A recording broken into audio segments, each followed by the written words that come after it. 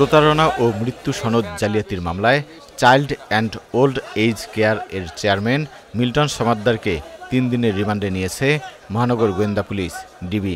ঢাকার chief metropolitan magistrate আদালতে মিল্টন সমাদ্দারকে জিজ্ঞাসাবাদের জন্য ডিবি 7 দিনের রিমান্ড আবেদন করলে 3 দিনের রিমান্ড মঞ্জুর করেন আদালত। জালিয়াতির মাধ্যমে মৃত ব্যক্তির সনদ দেওয়া সহ নানা অপরাধমূলক কর্মকাণ্ডে অভিযুক্ত মিল্টন সমাদ্দারকে বৃহস্পতিবার দুপুরে আদালতে হাজির করা হয়।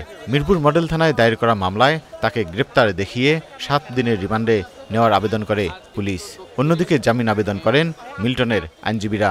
একজন মানবতার ফেরিওয়ালা, আমাদের কথা হচ্ছে মিল্টন সমাদ্দার কোনো অন্যায় করে নাই, কোনো অপরাধ করে নাই।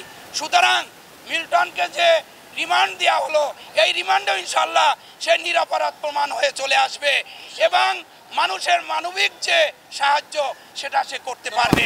বিকাশে কম খরচে ক্যাশ আউটের লিমিট বেড়ে 50,000, প্রিয় এজেন্টও 2টা। রাষ্ট্রপক্ষের আইনজীবী বলেন, মামলার সুষ্ঠু তদন্তের স্বার্থে রিমান্ড সহায়ক হবে।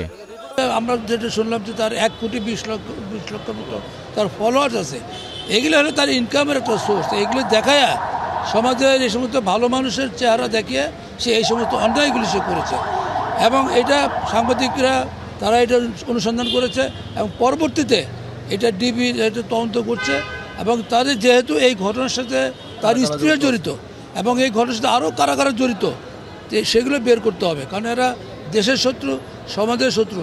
ভালো মানুষের মুখোশ পরে তারা এই ধরনের অপকর্ম তারা করে যাচ্ছে। আমি মনে করি যে এই সমস্ত যারা অপরাধী তাদের দৃষ্টান্তমূলক শাস্তি হওয়া উচিত এবং এটা তদন্তে বেরিয়ে আসবে। বুধবার রাতে রাজধানীর মিরপুর থেকে মিল্টনকে গ্রেপ্তার করে ডিবি। তার বিরুদ্ধে জাল মৃত্যু সনদ তৈরি, অবৈধ আটক ও মানব পাচার আইনে 3টি মামলা হয়েছে। Shahidullah Raju, channel I, Dhaka.